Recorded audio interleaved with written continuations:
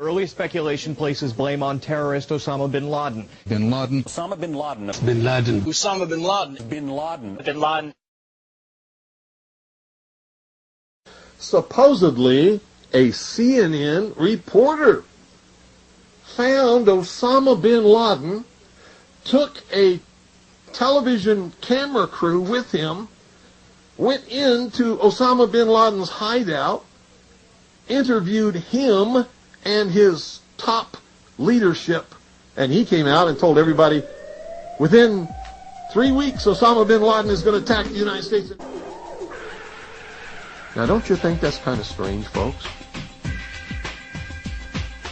You see, because the largest intelligence apparatus in the world, with the biggest budget in the history of the world, has been looking for Osama bin Laden for years and years and years, and can't find him. Some doofus jerk-off reporter with a camera crew waltzes right into his hideout and interviews him. And I'm telling you, be prepared for a major attack. But it won't be Osama bin Laden. It will be those behind the New World Order. I wonder what Osama bin Laden's targets are supposed to be. And if they don't, if this doesn't materialize in the next 2 or 3 weeks, it will eventually materialize because they haven't succeeded in getting the guns out of the hands of the American people, nor have they succeeded in taking our freedoms away. And so I can tell you with a certainty, they must do something terrible in order to stop this backlash and regain the sympathy of the mass herds of sheeple out there. I can hear you.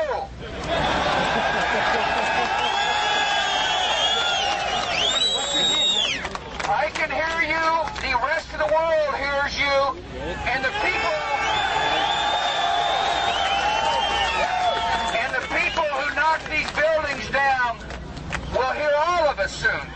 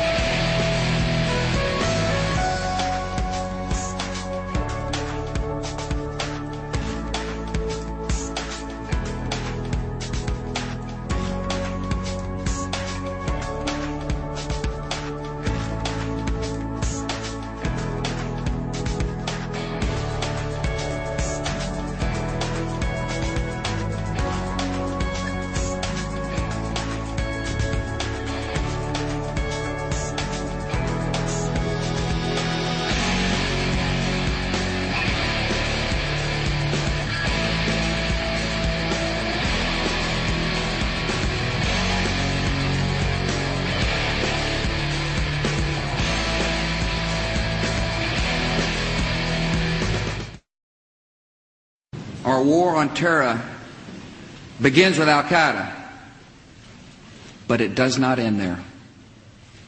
It will not end until every terrorist group of global reach has been found, stopped, and defeated.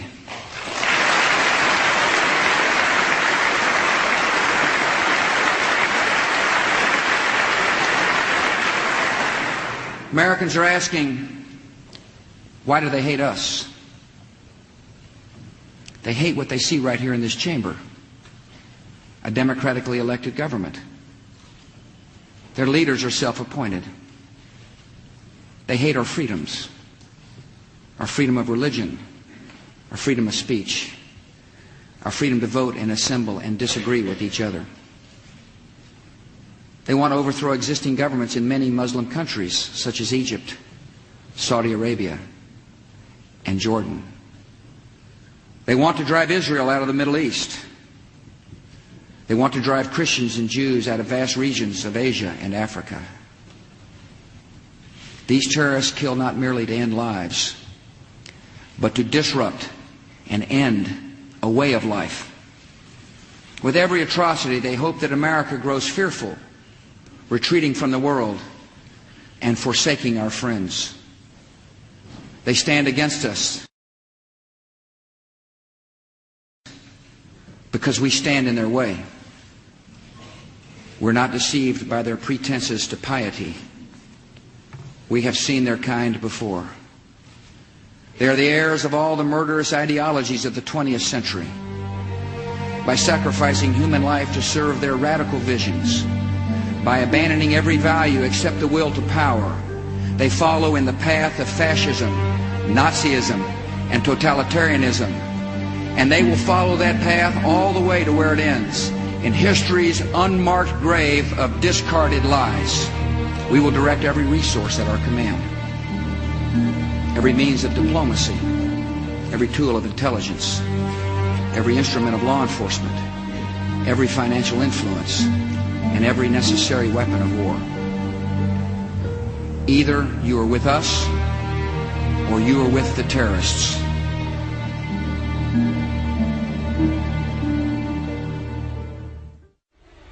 I met Rockefeller through a female attorney I knew who called me up one day and said, one of the Rockefellers would like to meet you. I made a video called Mad as Hell, and he'd seen the video and wanted to meet me. I knew I was running for governor of Nevada. Well, sure, I'd love to meet him. And I met him, and I liked him, and he was a very, very smart man.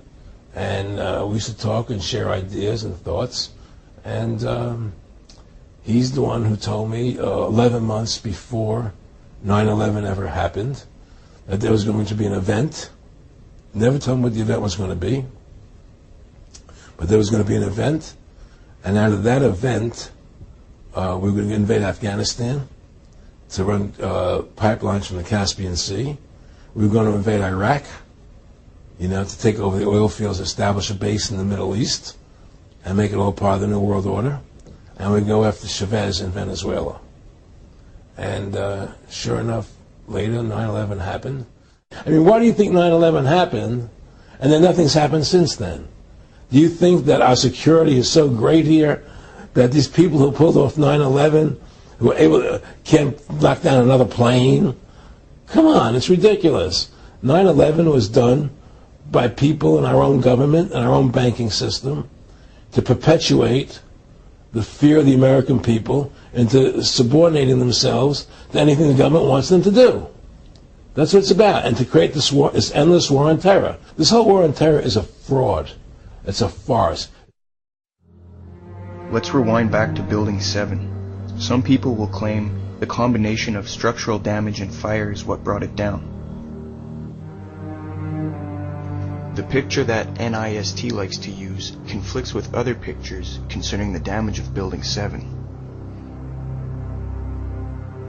If they're going to claim structural damage along with fires was the cause, why didn't this building collapse after the Oklahoma City bombing? Its damage was a lot greater than Building 7's. A lot of people don't realize that FEMA and NIST withdrew the claim that fires and structural damage were the cause of the collapse. First they said fuel oil tanks caused it, then they retracted that theory. They then said the North Tower's debris knocked down the central support pillar, then they retracted that. They said it was structurally built incorrectly, then they retracted that. Now they're saying they don't know. The Red Cross rep was like, he goes over and he says, well, you got to stay behind this line because they're thinking about bringing the building down. They didn't say what building, they just said bringing a building down. So we're like, okay, we'll take their word for it, we'll stay behind the line. And he went over and he talked to one of the, through all the commotion, he goes over and he asked one of the Red Cross, or one of the firefighters, what was going on. I guess, I don't know if he got an answer or not. He came back over with his hand over the radio, and what sounded like a countdown. And at the last few seconds, he took his hand off, and you heard 3, 2, 1, and he was just saying, just run for your life, just run for your life. And then it was like another 2, 3 seconds, you heard explosions. Like, boom! It's like a distinct sound. It's not like when compression, like boom, boom, boom, boom, boom, like floors that were dropping and collapsing. This was a boom, and like you felt a rumble in the ground, like almost like you wanted to grab onto something. That, to me, I knew that was an explosion. There was no doubt in my mind.